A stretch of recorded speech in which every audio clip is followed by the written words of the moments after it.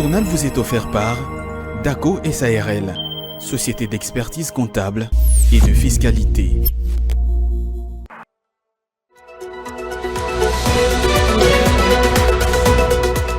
La spéculation du taux d'échange et l'informel se présentent actuellement comme des véritables obstacles à l'épanouissement du secteur des réparations des pneus, appelé à Kinshasa Quado, un service des grandes utilités et d'un apport considérable pour les secteurs des transports et des mobilités urbaines, dont les acteurs clés font face à plusieurs difficultés. Interrogé à ce sujet, le président de l'Association nationale des Quado a invité les agents de ce secteur à se régulariser vis-à-vis de la loi pour espérer l'accompagnement des pouvoirs publics. L'amélioration du social des policiers, la fin de tracasseries policières et arrestations arbitraires, le rejet de la corruption et la concussion, des amendes transactionnelles exorbitantes sans soubassement légal ont constitué l'essentiel du message du VPM en charge de l'intérieur, Jacquemin Chabani, ce en marge de la cérémonie des prises d'armes organisée ce jeudi au commissariat général de la police nationale congolaise en présence de plusieurs personnalités du pays.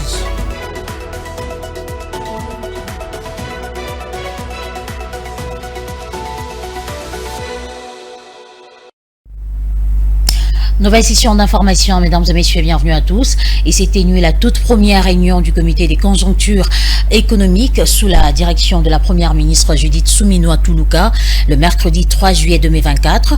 Une séance de travail qui a réuni quelques membres du gouvernement et les experts économiques clés. L'objectif principal était d'analyser des mesures urgentes nécessaires pour maîtriser l'inflation et stabiliser le franc congolais qui a connu des turbulences ces derniers mois sur les marchés financiers, d'où quelques recommandations prises. Fulgence Milay pour les commentaires. Tout a commencé avec l'une des annonces les plus marquantes, qui est l'approbation par les Fonds monétaires internationaux de la 6e revue de l'accord triennal, un accord crucial qui vise à soutenir les réformes économiques en RDC. Cette réunion des comités des conjonctures économiques a été l'occasion d'exprimer la détermination à prendre de mesures courageuses du point de vue budgétaire et monétaire, en étroite collaboration entre la Banque centrale du Congo et les gouvernements dans le but de maîtriser l'inflation et de stabiliser la monnaie nationale. Le conseil d'administration du Fonds monétaire international a approuvé la 6e revue du programme macroéconomique qui a été mise en œuvre par le gouvernement pendant 3 ans avec l'accompagnement financier et technique du Fonds monétaire international. Il est important de souligner que dans l'histoire économique de ce pays, ce sera la première fois qu'un gouvernement aura été jusqu'au terme d'un programme avec le Fonds monétaire international.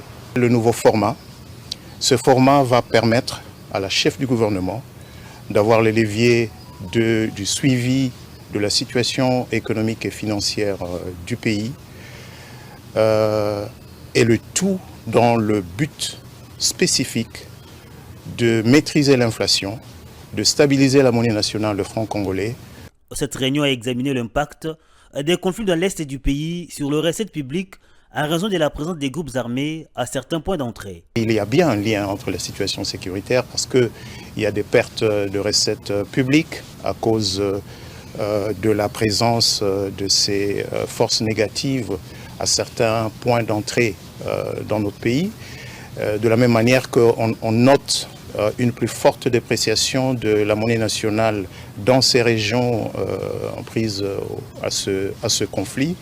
Et le gouvernement, tout en maintenant les efforts qu'il fait déjà pour soutenir l'effort de guerre, le gouvernement va prendre toutes les mesures nécessaires pour soulager la situation économique de nos concitoyens dans ces zones. Lors de cette réunion, il a été recommandé au ministre des Budgets et des Finances, entre autres, de présenter une mise à jour de la situation des finances publiques jusqu'à fin juin, afin de prendre des mesures décisives pour inverser la tendance actuelle. Je l'ai dit au sommaire de ce journal, l'amélioration du social des policiers, la fin des tracasseries policières et arrestations arbitraires, le rejet de la corruption, de la concussion, des amendes transactionnelles exorbitantes sans soubassement légal ont constitué l'essentiel du message du vice-premier ministre en charge de l'Intérieur, sécurité, décentralisation et affaires coutumières, Jacquemain Chabani, en marge de la cérémonie des prises d'armes organisée ce jeudi 4 juillet au commissariat général de la police nationale congolaise en présence de plusieurs personnalités politiques et des hauts gradés de la police. Regardez. Le mot d'ouverture de cette cérémonie de prise d'armes, qui a connu la présence de plusieurs personnalités politiques et les hauts gradés de la police, a été dit par le commissaire divisionnaire de la ville de Kinshasa. Ensuite, la lecture des ordonnances par le secrétariat général à l'intérieur, suivie de la présentation du VPM Jacquemain Chabani, des sans-vices et Jonichi Lakamba. Le VPM de l'Intérieur a rendu hommage au chef de l'État, Félix-Antoine Tshisekedi, qui travaille pour l'avènement d'un Congo uni, sécurisé et de paix. Il a ensuite promis l'amélioration des conditions sociales des policiers, soulignant le fait que la police nationale congolaise est apolitique et au service de la nation congolaise. Nul ne peut la détourner à ses fins propres. Mon mandat mettra un accent sur l'assainissement et la maîtrise des effectifs de la police nationale congolaise à travers un processus d'identification normal et adéquat. L'amélioration de la rémunération au sein de la police va rendre la carrière policière plus attractive et va résoudre le social du policier. La construction et la réhabilitation des commissariats vont améliorer les conditions de travail du policier. Le VPM a instruit les commissaires et inspecteurs de sanctionner tous les auteurs des antivaleurs, tels que les tracasseries, les arrestations arbitraires, la corruption et autres. Il est primordial de bannir les antivaleurs, tels que les arrestations arbitraires, la corruption et la concussion. Il y a également les tracasseries policières et routières qu'il faudra à tout prix éradiquer.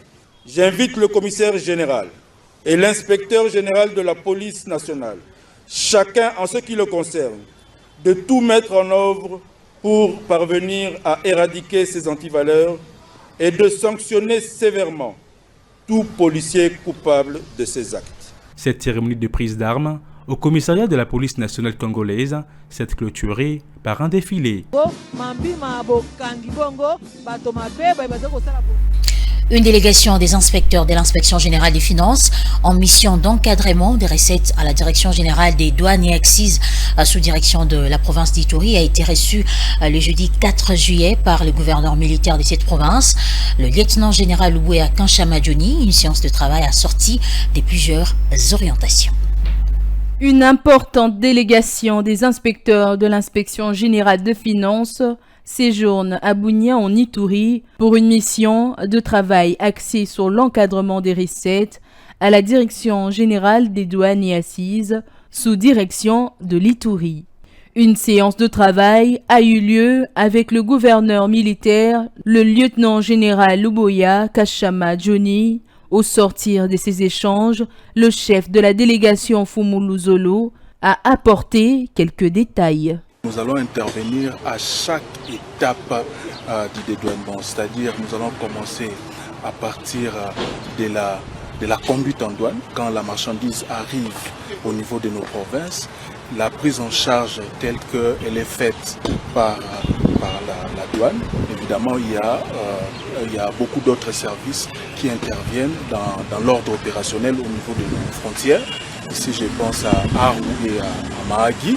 Et donc, de la prise en charge jusqu'au recouvrement de la dette douanière, parce que, au fait, c'est important. C'est important que nous puissions nous rassurer qu'à chaque étape, toutes les personnes qui posent des actes, nous devons nous assurer qu'ils posent les actes qui sont conformes aux lois de la République. Pour l'inspection générale attend à ce que nous puissions surveiller nos frontières de telle sorte que toute marchandise déclarée qui entre soit prise en charge par la douane et que les droits de l'État soient payés normalement. L'inspection générale de finances reste donc vigilante. Question de veiller sur les finances publiques à travers l'encadrement des recettes, notamment de la DGDA, sous direction de cette province. Il y a un mois, l'inspection générale des finances levait ses missions des contrôles dans les établissements publics et entreprises du portefeuille, tout en formulant des recommandations. C'est dans cette optique que l'administrateur secrétaire exécutif de l'ANEP a réuni toutes ces entreprises et établissements le mercredi 3 juillet à Kinshasa. Objectif, évaluer les niveaux d'exécution des recommandations de l'IGF. Reportage. Un mois après la levée des missions de l'inspection générale des finances dans les établissements publics et entreprises du portefeuille, l'administrateur secrétaire exécutif de l'ANEP, l'association des établissements publics et entreprises du portefeuille, Patrick Ngouloum Biobaoul, a réuni autour de lui mercredi 3 juillet 2024 les cadres de ces entreprises, essentiellement les financiers. Objectif, évaluer l'exécution des recommandations de l'IGF au sein de ces entreprises. L'inspection générale des finances a instauré les patrouilles financières dans les entreprises du portefeuille et les établissements publics. Et ces patrouilles financières ont eu le mérite d'améliorer la gestion de ces entreprises, d'assainir la trésorerie des entreprises, de faciliter le paiement de rémunération ainsi que des obligations fiscales et aussi d'accroître les investissements dans ces entreprises. Et après 2, 3, 4 ans, l'inspection générale des finances a mis fin à ces patrouilles financières qui donnaient lieu au contrôle a priori. Et il était tout à fait normal qu'aujourd'hui nous puissions examiner les recommandations de manière à ce que, après l'inspection générale des finances, soit égale pendant l'inspection générale des finances au sein de ces entreprises. Note de satisfaction, les recommandations de l'inspection générale des finances, qui sont essentiellement des 4 ordres, sont suivies à la lettre par les mandataires publics après le départ de l'IGF. Nous avons constaté qu'effectivement, pendant toute cette période d'absence de l'IGF au sein de ces entreprises, les gestionnaires ont pris conscience de la hauteur de leurs tâches. Ils sont en train de suivre scrupuleusement les recommandations de l'inspection générale des finances. D'abord, le respect du décret de son Excellence, Monsieur le Premier ministre, fixant les avantages et les droits des mandataires. Ça concerne également le respect scrupuleux de règles de passation des marchés. Il y a des recommandations sur les fournisseurs et les prestataires qui doivent présenter leurs preuves de paiement de la fiscalité. Pour l'ANEP, il n'y a que la bonne gouvernance qui pourra redorer l'image ternie de ces unités de production et faire à nouveau de ces entreprises les instruments de création des richesses et d'emploi en République démocratique du Congo. À la suite de plusieurs doléances contradictoires reçues et observées dans le secteur de l'urbanisme et de l'habitat, le ministre de l'Urbanisme et Habitat, Crispin Badou, a dans une note circulaire rendue publique le mercredi 3 avril 2024 instruit aux différentes directions sous sa tutelle de s'y conformer aux nouvelles mesures prises par son ministère, ce en vue de lutter contre la corruption, la mafia, les désordres et l'anarchie enregistrée dans ce secteur. Face aux incohérences observées dans son secteur, le ministre de l'Urbanisme et Habitat, Crispin Badou, exige désormais que toute demande de délivrance d'un permis de construire, d'une autorisation de démolition et d'émission d'un avis urbanisme soumis à l'autorité compétente ne peut recevoir une suite favorable qu'après approbation du ministère national de l'Urbanisme et Habitat ou des gouverneurs de province. D'après les mêmes documents, le ministre Crispin Badou exige désormais la transmission mensuelle par le chef des divisions urbaines et provinciales de rapports techniques de leur commission d'analyse des demandes de permis de construire, en vue de mettre un terme aux pratiques de nature à favoriser la spoliation déguisée sous couvert de la surfacturation de certains travaux. Le ministère de l'Urbanisme et Habitat interdit également à tout occupant ou locataire de biens immobiliers du domaine privé de l'État d'effectuer de travaux de réhabilitation, des rénovations, des démolitions ou des constructions sans avis préalable du ministre des tutelles. Dans sa note circulaire adressée aux différents directeurs dont celui du guichet unique, de l'urbanisme et de la gestion immobilière, le patron de l'urbanisme et de l'habitat souligne qu'une évaluation sera faite en déant 3 mois. Après quoi, les nouvelles orientations seront données. Ces nouvelles mesures visent à lutter contre la corruption, la mafia, les désordres et l'anarchie qui gangrènent le secteur de l'urbanisme et Habitat en République démocratique du Congo. L'atelier de renforcement des capacités à l'intention des professionnels des médias et des organisations de la société civile sur les minéraux stratégiques à l'ère de la transition énergétique s'est clôturé le mercredi 3 juillet 2024 à Silkin Village à Kinshasa. L'objectif de ce séminaire était de doter aux chevaliers de la plume et membres de la société civile des notions pour renforcer leurs investigations en matière d'exploitation minière en République démocratique du Congo. Reportage signé Igor Buakaïdju Manana. Pendant 2 jours, soit du 2 au 3 juillet 2024, les professionnels de médias et membres de la société civile ont été associés à un atelier de renforcement de capacités sur les minéraux stratégiques.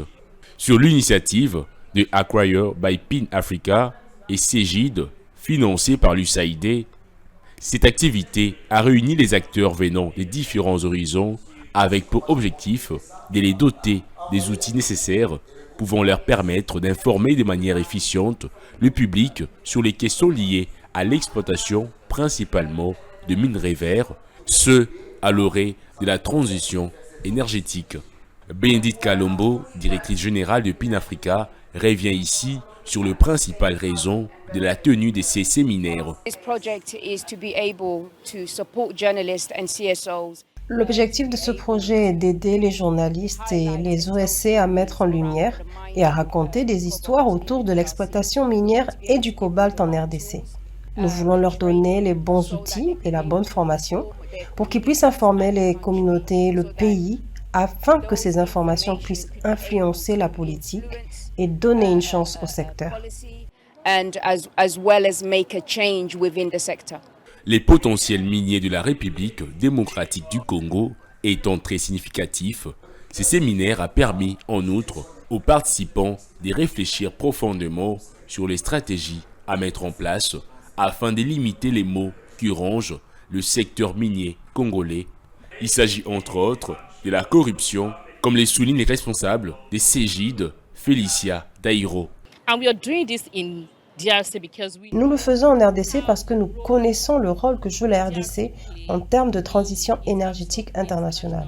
La RDC détient 70% des réserves mondiales de cobalt, ce qui signifie qu'elle a un rôle énorme à jouer en matière de transition énergétique. Cependant, comment limiter les opportunités de corruption dans la chaîne de valeur des minerais verts pour s'assurer que cette richesse minérale se traduise dans la vie des citoyens? La thématique centrale autour de laquelle cet atelier de renforcement des capacités a reposé s'intitule « Défi des minéraux pour une transition énergétique juste ». Les objectifs poursuivis derrière l'organisation de ce séminaire sur le renforcement des capacités des professionnels des médias et de membres de la société civile étant atteints, les organisateurs attendent entre autres de ces participants la mise en application de toutes les connaissances théoriques apprises, cela notamment au moyen de la présentation d'un projet portant essentiellement sur l'exploitation du cobalt à Kolwezi. On écoute à propos Junior Badila, directeur de programme et développement des PIN Africa, dans cet extrait sélectionné par Igor Buaka. Très satisfait.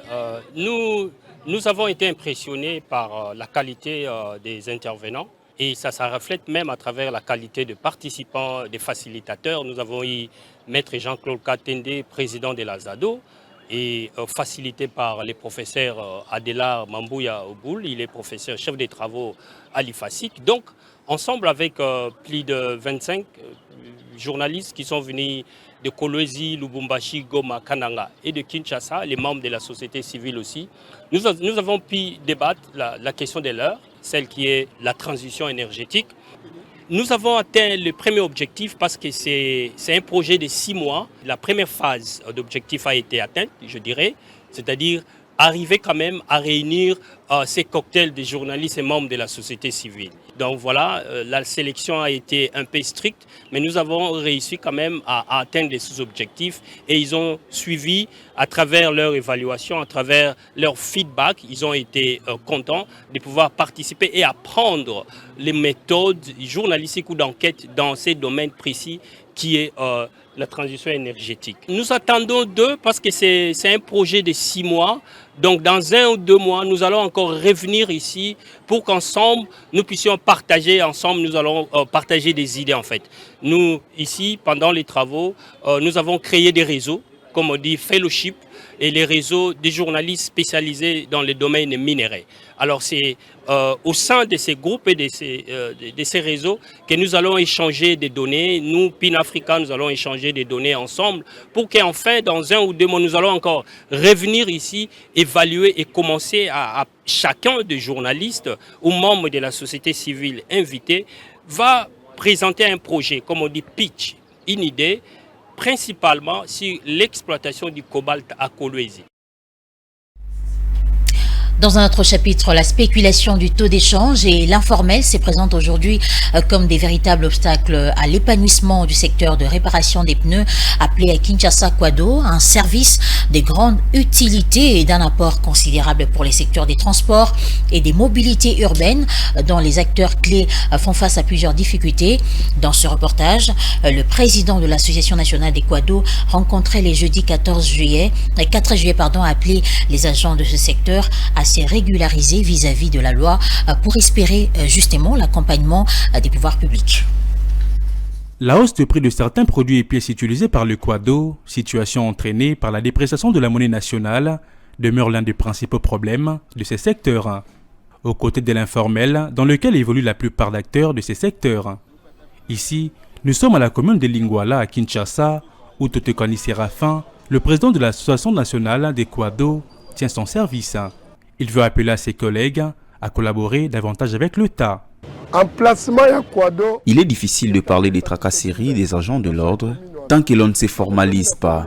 Ainsi, je demande à tous mes collègues de se formaliser afin d'être à l'aise lors de l'exécution de leur travail. Il les a ensuite exhortés à payer le taxe afin d'expirer à un accompagnement public. Si nous voulons à ce que l'État nous accompagne, il est aussi important pour nous de payer nos taxes et impôts. Tant que l'on ne le payera pas, ne nous attendons pas à une assistance de l'État. Plusieurs secteurs à Kinshasa évoluent dans l'informel, situation qui fragilise leur épanouissement. Ces dernières années, l'État congolais a multiplié les initiatives pour les aider à migrer vers le formel. Les espaces réservés pour la pratique de sport, principalement le football, dans certaines communes de Kinshasa, des communes à Kinshasa plutôt, se trouvent menacées par la prolifération de kermesses en cette période des vacances. Une réalité que les jeunes gens, principaux bénéficiaires de ces espaces, déplorent fermement et en appellent à l'implication des autorités urbaines. Ce constat a été fait ce jeudi 4 juillet dans la commune de Lingwala, dans ce reportage de Philo Chiloba et Pichunzita. Pendant les vacances courant juillet à août, en République démocratique du Congo, une activité récurrente se démarque. Il s'agit de l'ouverture des kermesses, ces fêtes foraines qui occupent certains sites de la capitale. Un business rentable, du moins pour ceux qui le tiennent, mais qui exige le remplissage d'un certain nombre de critères, lesquels ne sont souvent pas respectés par les tenanciers. C'est ce que déplorent les jeunes de la commune de Lingwala qui accusent les responsables de ces kermesses d'occuper des espaces réservés pour la pratique sportive dont le football. Ici, sur le terrain local de la RTNC, les bénéficiaires expriment leur indignation ensuite d'appeler à l'intervention des autorités urbaines. La commune qui exerce une pression pour transformer le terrain en kermesse. Mais moi, personnellement, je trouve ça aberrant. Du fait que pendant cette période de congé, les jeunes ont envie de s'amuser. Ils ont envie de faire un tournoi, notamment ce tournoi des Mamans Olive. Et on a remarqué que ça pourrait être politisé également. Parce que ça fait un bout de temps que ce tournoi existe. Et en même temps, les jeunes sont en train de passer au loisir. On a aussi des joueurs actifs qui sont là, ils sont en train de se préparer pour la saison prochaine. Je ne demanderai pas aux autorités de fermer des kermesses. Il y a des endroits propices pour faire une kermesse, notamment dans des espaces libres. On peut faire des kermesses, mais pas dans un terrain de football. Même constat dans le quartier Singamou Pepe, toujours à Lingwala, où les intervenants n'ont pas caché leur ras-le-bol. Ce n'est pas normal de voir un terrain de football se transformer en kermesse. Ainsi, nous lançons un appel aux autorités provinciales de trouver des solutions idoines. Malgré cette prolifération, il convient toutefois de préciser que les kermesses, conformément à l'arrêté ministériel portant réglementation des activités des loisirs en RDC du 28 décembre 2011, sont considérées comme les activités génératrices de recettes dans le secteur des loisirs. Mesdames et messieurs, place à présent à la revue de presse, ici avec Fulgence Milaye.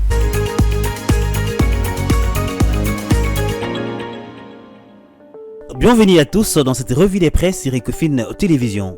Commençons avec les quotidiens La Prospérité, qui écrit dans sa page numéro 7 FMI RDC, la 6e revue est validée. La RDC bénéficie d'un décaissement immédiat de 224,7 millions de dollars américains. Le conseil d'administration du Fonds monétaire international FMI a conclu, ce mercredi 3 juillet 2024, la consultation au titre de l'article 6 et achevé la 6e et dernière revue de l'accord du titre de la facilité élargie des crédits FEC pour la République démocratique du Congo. Cette dernière revue a permis un décaissement immédiat de 152,2 millions de DTS, environ 224,7 millions de dollars américains, pour soutenir les besoins des balances des paiements, portant le total de décaissement à ce jour à 1066 millions de DTS, environ 1573,8 millions de dollars américains. Le journal rajoute, et depuis la dernière consultation de l'article 4, l'environnement macroéconomique de la RDC est démesuré. L'environnement macroéconomique de la RDC est demeuré difficile. La crise sécuritaire et humanitaire dans l'est du pays s'étant aggravée. Dans ces contextes, les autorités ont maintenu une politique macroéconomique prudente et progressant dans la mobilisation de recettes domestiques qui demeurent sensibles aux fluctuations des cours internationaux ou des matières premières. Cette revue se termine avec Forum des As qui note dans sa page numéro 5 stabilisation du franc congolais et les comités de conjoncture économique du gouvernement pour des mesures budgétaires et monétaires courageuses. La première ministre Judith Suminwa-Tuluka a présidé le mercredi 3 juillet 2024 la première réunion du comité de conjoncture économique depuis son entrée en fonction. Au menu de cette séance de travail, la maîtrise de l'inflation et la stabilisation de la monnaie nationale dans le but de baisser les coûts du panier de la ménagère. À ce sujet, la première ministre a recommandé au ministre du Budget et des Finances de présenter la situation à jour des finances publiques à fin juin afin de prendre des mesures courageuses pour renverser la tendance actuelle. Le journal conclut en disant « Le comité de conjoncture économique a également examiné l'incidence des conflits dans l'est du pays sur les recettes publiques à cause de la présence des groupes armés à certains points d'entrée du pays. À ces propos, il a été décidé de prendre des mesures subséquentes à celles déjà en vigueur en vue de soulager la situation économique des Congolais se trouvant dans cette partie du pays. Fin de cette revue de presse, merci à vous de l'avoir suivi.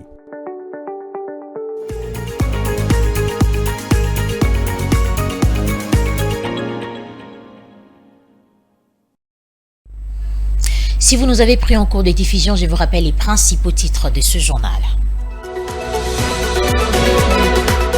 La spéculation du taux d'échange et l'informel se présentent actuellement comme des véritables obstacles à l'épanouissement du secteur des réparations des pneus, appelé à Kinshasa Quado, un service de grande utilité et d'un apport considérable pour les secteurs des transports et des mobilités urbaines, dont les acteurs clés font face à plusieurs difficultés. Interrogé à ce sujet, le président de l'Association nationale des Quado a invité les agents de ce secteur à se régulariser vis-à-vis de la loi pour espérer l'accompagnement des pouvoirs publics. L'amélioration du social des policiers, la fin de tracasseries policières et arrestations arbitraires, le rejet de la corruption et la concussion, des amendes transactionnelles exorbitantes sans soubassement légal ont constitué l'essentiel du message du VPM en charge de l'intérieur Jacquemin Chabani, ce en marge de la cérémonie des prises d'armes organisée ce jeudi au commissariat général de la police nationale congolaise en présence de plusieurs personnalités du pays.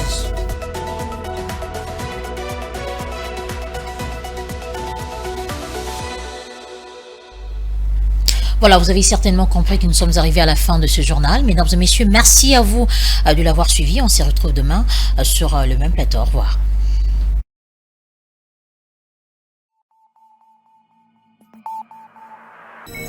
Ce journal vous a été offert par DACO SARL, société d'expertise comptable et de fiscalité. Dans une sphère médiatique, essentiellement tournée vers des contenus généralistes, où l'originalité n'a plus sa place au chapitre, où le secteur de l'économie et finance, pourtant poumon d'un État, sombre dans les oubliettes, voici enfin Ecofin Télévision. Économie et finance télévision, votre chaîne thématique essentiellement économique, vous offre un contenu original. Nous traitons des questions monétaires, commerciales, énergétiques, minières, pétrolières et environnementales. Notre créneau, vous proposer des informations, des analyses, des perspectives et prévisions économiques. Ecofin Télévision vous permet également de comprendre la coopération entre les États et les institutions, sans oublier l'épineuse question de la dette. Ecofin Télévision, tout savoir sur les investissements, les échanges commerciaux, la balance commerciale et la balance des paiements, le taux d'échange, l'état des lieux de la lutte contre les détournements des finances publiques, la coopération bilatérale ou multilatérale. Ecofin Télévision vous explique comment l'économie nationale est directement liée à l'économie mondiale. Notre particularité fait notre originalité. C'est pourquoi nous disons Ecofin Télévision, mieux que savoir sur l'économie et finances, comprendre.